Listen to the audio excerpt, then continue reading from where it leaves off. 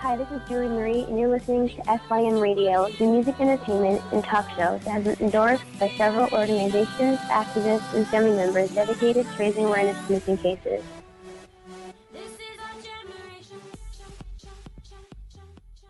This webcaster uses Radio Amber, the Internet Radio Amber Alert System, helping to keep your children safe. A public service from the Internet broadcasting community and this station. Hello, ladies and gentlemen. Welcome to another edition of One God 16 in conjunction with Speak Your Mind Radio. Today we're going to be talking about the newly released video, which appears to show Jordanian fighter pilot being burned alive by the Islamic State group back in December. That was released yesterday by Fox News. Fox News reporter Shepard Smith will be reporting on what he wanted viewers to know what happened in this newly released video. A convicted sex offender contacted the news station Target 8 to add his voice on to warning parents about an increasingly popular messaging app, Kik. And also, Facebook now is going to be actually sending out Amber Alerts to help find missing children. And we'll be also talking briefly about a parental abduction. There's a DOLO, be on the lookout for the mother who is placing her little girl to what you call parental alien syndrome. Now, this case was elevated from interference with child custody to aggravated kidnapping and has convinced her family of facts that are simply not true. So there is going to be a lot of things, and there is a lot of things going on in this world that's troublesome to me, and I know to others, and I just feel like things are brewing. And it's going to ultimately reflect over here. Now, a lot of people will say, that's never going to happen. This is the United States of America. And I understand where they're coming from. And I think from evidence that I've seen as far as the borders, and, it's not because we don't, have a strong military, because we do. And I'm not going to play politics and say it's left or right. It's our government. We're getting a little screwy. And where you can look at this screwiness is with our Republican and Democratic parties. Now, I know that you're probably thinking or saying, where does this guy get off talking about politics in a radio show like this? You don't bring politics into any part of religion at all. But I'm going to speak my mind today. And that is about what's been really troublesome to me. And that is the attacks going on overseas, and also the attacks that have happened here. It's been 13 and a half years since 9/11. I feel that there is ultimately going to be something else that is going to take place here. I mean, there have been other events, such as the Boston bombing during the marathon, and there's a lot of things we've forgotten, too. But enough of that said. I was listening to the Keith Toller show the other night on Spreaker. By the way, you should check him out on Spreaker. He has everything from today's news, questions about life, and commentary about morality. And he stated the following, that when we get into this election in 2016, we're going to see primaries where both sides are fighting with one another.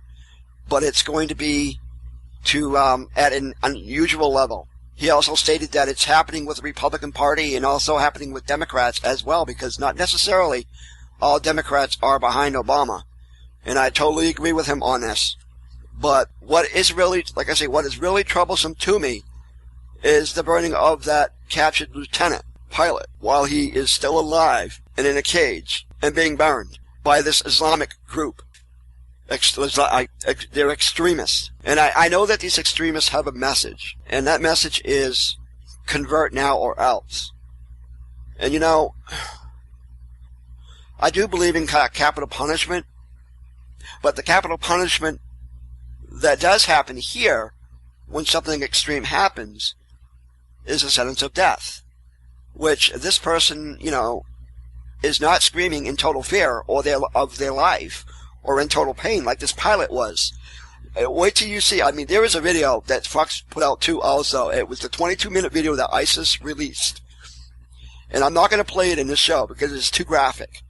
I'll leave the link in the description of the video on YouTube of this show. And I will share it in the chat room on Spreaker. Back to what I was saying, we do it with the death sentence, we do it in a way that we're inducing them with a drug or whatever. And there's also electrocution, which at times has not worked, but at least we try to do it in a humane way. These people aren't doing it. These savages have taken people and taken a knife, and they don't give these people warning. They just start cutting them or tie them up, or like this person, lighting them on fire. And like I say, the way they did this person, lighting them on fire, or him on fire, excuse me, is graphic. But now I'm going to go ahead and, before I bring my co-host in, I'm going to go ahead and play that 11-minute clip from Fox News reporter Shepard Smith explaining to the viewers what happened in this video. And then after that, we'll go into a commercial break. And then in today's We're not going to show you the video, devotion. Obviously. It's 23 minutes plus that video, and it shows the terrorists burning a Jordanian military hero alive. I'm going to tell you about it. All of it, every bit of it. I watched it over the last hour, not because I wanted to. I absolutely did not.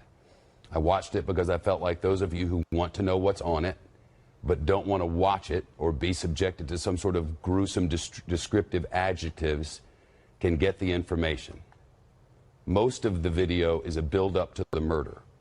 If you don't want to know about it, I suggest you mute the TV for about the next 5 or 6 minutes, or go away for that long. And then after the information on the video, I'll discuss what this means for the future of this mission, for the Jordanians, for other allies, for our troops, and frankly for every one of us. Skip Ghanim is the former U.S. ambassador to Jordan. He'll be here. Michael O'Hanlon from the Brookings Institution, whom I trust for analysis like few others, will give us a big picture on this matter.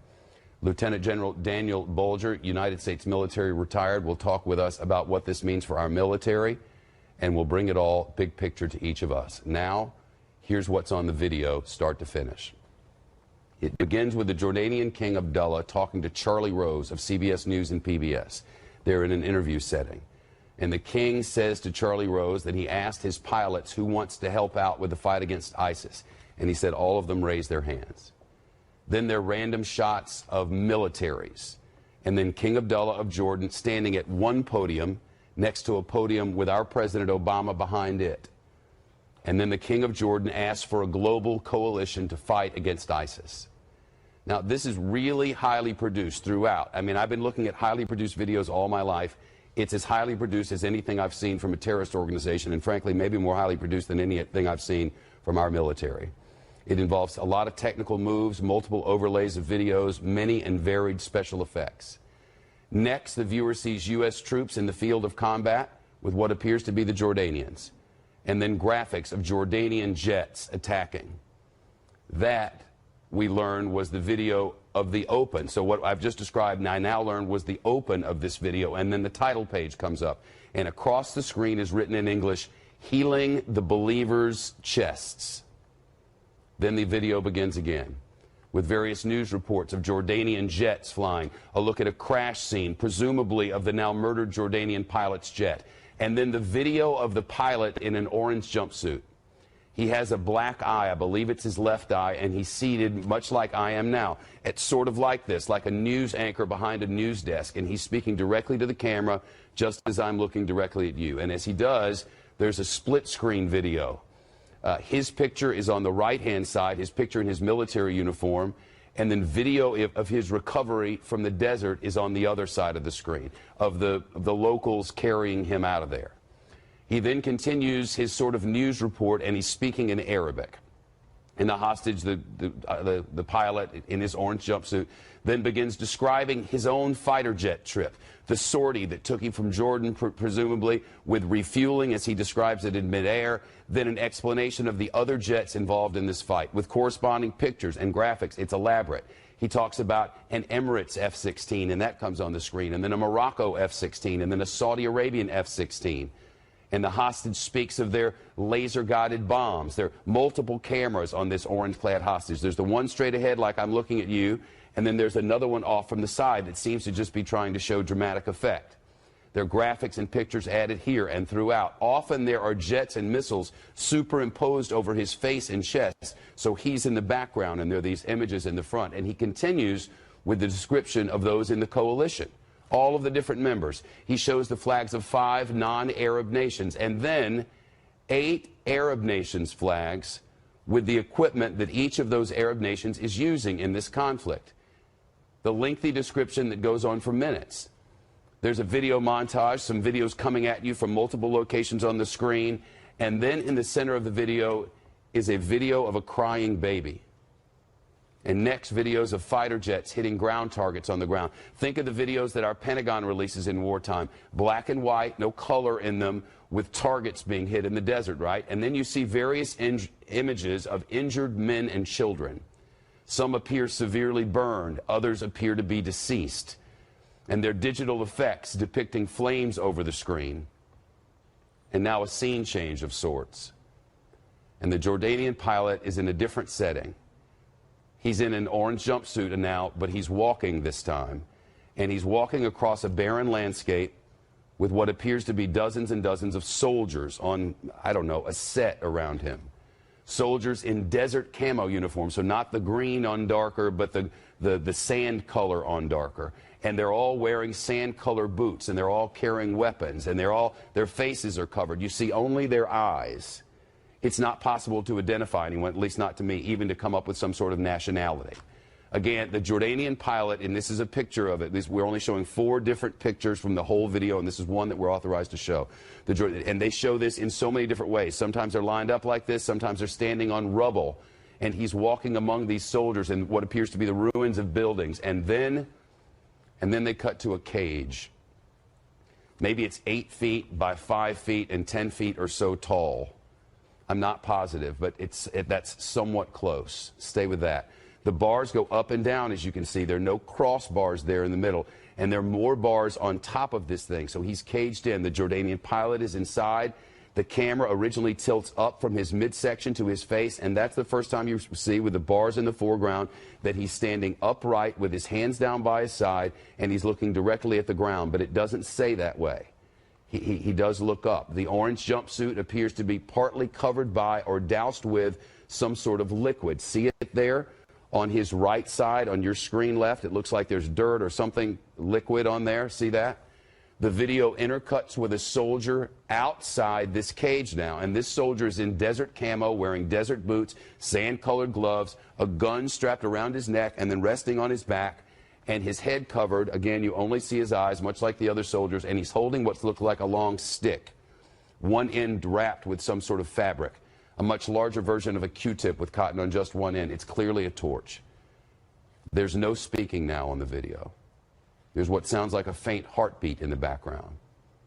It gets louder and more rapid over the next couple of minutes. There's a dramatic chanting sound in the background. There are very quick edits and special effects, and there's sound effects along the way. And it's building in drama. And then the screen goes to black, and not just for that long, but for a few seconds. And the next image is that of the same uniformed man I described earlier, holding the same torch. You hear the sound effect of a lighter, and the torch is lit. Then there's some special effects, and the torch is moved from high to low, from this area to reach down and touch a trail of something that is clearly flammable on the ground. It looks like a long trail of sand, and that line of sand stretches from that torch to the cage that contains the hostage Jordanian pilot. And once that line of sand is lit, it burns like a fuse. It's a number of feet long, Because of the edits, I couldn't give you a description of how long, but eventually, with dramatic effect, that fuse burns to the edge of the cage. And as it reaches this metal cage, the sand at the bottom of the cage then appears to light across the cage on one side only in a line that moves from the edge of the cage toward the hostage inside the cage, and he stands there. And he's in his orange jumpsuit, and he's standing upright like you just saw, and he's looking ahead. And first the flames touch the hostage's pants, and they catch fire. And then it moves up, and it ignites his shirt. The hostage, the pilot we know, begins to jump around in the cage. He flails his hands about shoulder high, then soon he covers his face with his hands. He's on fire, every bit of him. At this point, there's canned music and chanting in the background and screaming, which sounds like it's edited in, not like it's part of the images on the screen. The pilot, with his face covered with his hands, begins to walk around the small cage.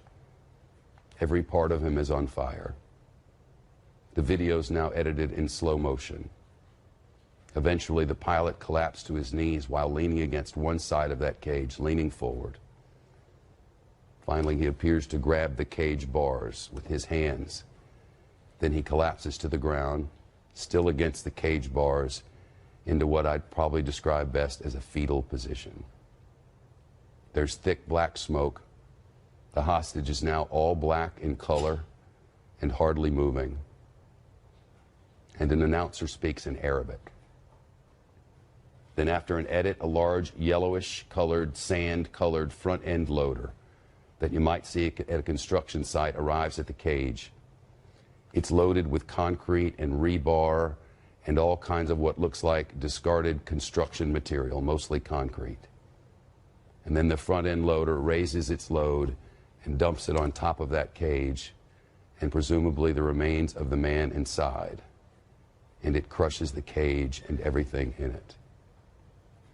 After that, there are a number of images on the screen, a number of pictures of people presumably who either were held or are being held by ISIS. Then the video closes as it opens with a number of credits, like you might see Lionsgate or 21st Century at the beginning, and then it would go to another credit, and it did that at the end. It was a video of the burning alive of a human being, a ratcheting up of the rhetoric. And the question now is, why have they done it in this way? Why have they taken all this time to do it? What is the next step for the Jordanians? What does this mean for our military? And what does this portend for the rest of this struggle? And maybe therein lies some of those answers. Hopefully soon we'll hear from Jordan. We've heard some from them, and it's important, and we'll get to it.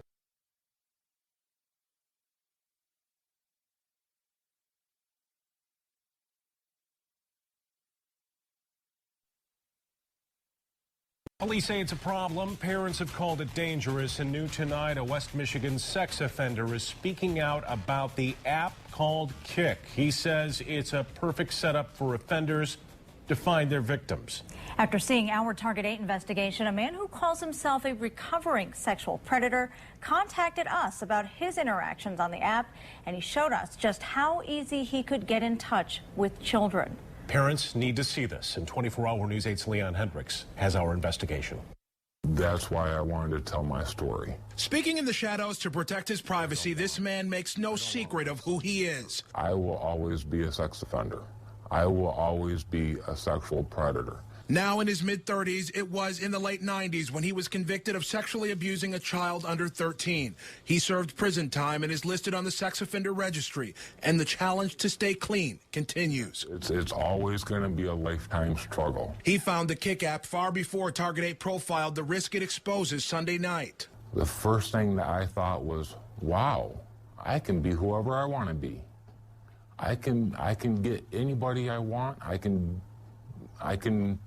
achieve my sexual glorification through this app. That's when I said, you know what, I have to stop this. He deleted the app, But he wanted to show us just how easy it is for someone like him to find potential victims on the app. On one of our phones, he used one of the apps inside of the Kick app and showed us just how easy it was to become someone else. A quick Google search to find a picture, and we had the profile of a 15-year-old boy with a personal description he says is perfect. I'm sad. That's all I'm going to write.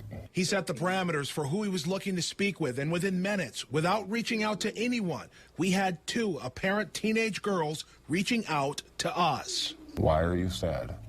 And right there is where you got the open door. One of the girls had a screen name suggesting she was having personal struggles. That's when a sexual predator can jump in. Like me, I would jump in and say, hey, what's your problem? Let's talk. We did not respond and deleted the profile. But this, he hopes, drives the message home. Please make sure to take Kick off your kid's phone.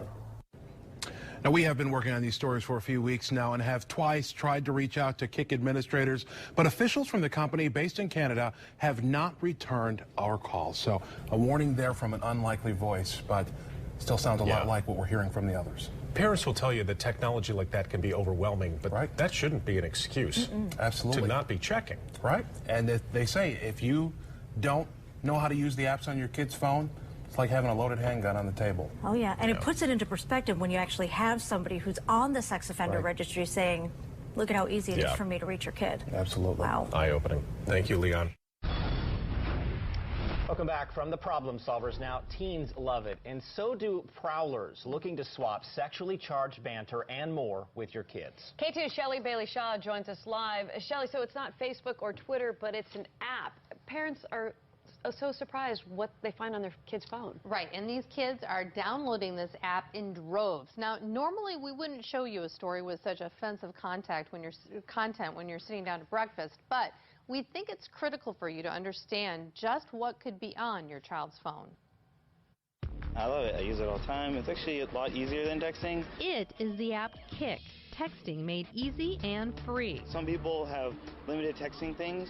With Kick, it's like unlimited and it's messaging. On an iPod, tablet, or computer. Just connect to the Wi-Fi at your house and you're able to text then. Harder for parents to check up on you. Yeah. Easier for strangers to find you. People trying to do inappropriate things on there. There's a 4 in 10 chance your teen is one of the 185 million Kick users. You're supposed to be 13 to sign up, and you're supposed to have parent consent if you're under 18. But we had no problem opening a Pandora's box of perversion, posing as a 16-year-old girl. First, we download the Kick app. So let's set up our new account. We upload a photo of a K2 employee, careful to hide her face. Our Kick username, Sassy Sabrina 1636. We don't give our phone number as it's not required, and we're in. You could simply message with your Kick friends, but we venture into one of the many apps linked to Kick. This one is called Chat Now, where we find users like Any Naughty Girls and Mr. Nasty Time, and plenty of profile pics of bare-chested men and scantily clad women. Whoa, I don't think we're going to show you that profile picture on TV. It takes fewer than 10 minutes before we're being chatted up by adult men, even though we make it crystal clear that we're only 16 years old. After telling 20-year-old Wiesem in the Netherlands our age, he asks if we like sex. Alex in Italy insists we go live so we can see each other's private parts. So right now we're texting with a man who's 38 years old in Utah. He clearly knows that we're 16, but still he's insisting that we send photos of our breasts. And within minutes, 19-year-old Nick is sharing, well, a photo of his manhood. Wow. Well, we definitely can't show you that picture. Our experience is not unique. You'll get a bunch of nasty stuff. Pictures, that sort of thing? Yeah. So how can you protect your kids from apps like Kick? Well, apps have ratings just like movies. Kick is rated 17 years old and up. So as a parent, you can block apps based on their ratings. First, you go to Settings, then select General, Restrictions, and then scroll down to Apps. Here you can choose the appropriate rating or block apps altogether. Another reason for kids to stay off Kick, porn bots, programs that try to entice users to click on paid-for sites with flirty yet automated conversations and promises of porn. And finally, one last tip, make sure that you not only check your kid's phone, but also their cloud. Teens are tricky, and what they'll do is they'll hide the apps in the cloud, and then they'll just pull them down when they want to use them. But it also means you as the parent have the courage to set the password for your child's phone. You set those restrictions. They don't know the password to override it and change what you've put in there. And actually, your child can have their own password to their phone, but when you go into restrictions. Then you set a password there. I've done it on both of my kids' phones after doing this story. And they need your permission, your password, to download an app as well. It's just one extra layer. You can set that as well. I don't care if they're 13, 15, 17. Wow. Yeah. It was very eye-opening. So more eye-opening than I wanted it to be. It's great. It's very important, though, Shelley. Thank you very much. Thank you, Shelley.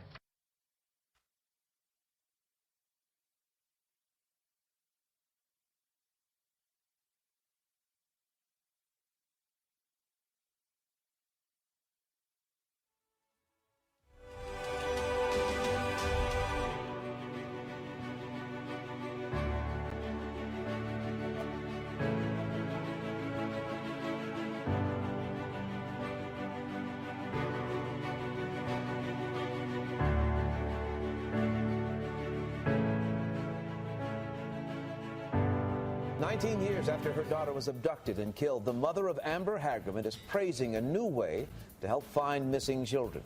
Hagerman was kidnapped and killed after riding her bike in the parking lot of an abandoned Arlington grocery store back in 1996. She is the namesake of the well-known Amber Alert, and today Facebook announced it will feature those alerts now in news feeds. Channel 8's Jim Douglas talked with Amber's mother today. He is live tonight with more of this story. Jim? And Amber Hagerman's mom can't help but wonder, what if something like Facebook had existed back in 1996? She believes that putting Amber Alerts on Facebook now will definitely save lives. Amber Hagerman, not long before a man grabbed her off her bike in Arlington in 1996. If it happened today, though, Amber's photo and even video could be put on Facebook immediately. Amber's mom is thrilled by Facebook's announcement. I was excited. I was really excited. I'm glad they're on board with this. Donna Williams knows Amber Alerts get credit for finding more than 700 missing kids. She's reminded of this every day when she goes to work. This is my good friend and my coworker, Miss D. Her daughter was abducted in 2002. Donna cried when she learned an Amber Alert saved Deborah Stafford's kidnapped child when she turned up in a store far from home. A lady that ran the store recognized her from the Amber Alert, and she snatched her from the guy that had her. You just would have never dreamed this is where it ended up. Tarrant County Sheriff Dee Anderson helped launch Amber Alerts when he was still an Arlington police officer. He wonders, what if detectives had had such a tool in those 4 days Amber was missing before her body was found? Had we been able to get that information out instantly, there's at least a chance we would have gotten her back. Sheriff Anderson says the anniversary of Amber's still unsolved kidnapping still hurts. The announcement about Facebook Amber Alerts cheers Donna Williams. But on this day, only so much. Yeah, I'm a lot of candle for her, and usually by the end of the day, I cry and usually try to cry myself to sleep, but yeah. The information will appear on your news feed if there's an alert near you, and then you can share it with anyone, and that's a lot of eyeballs on Facebook looking for a missing child. Live in our Fort Worth newsroom, Jim Douglas, Channel 8 News. All right.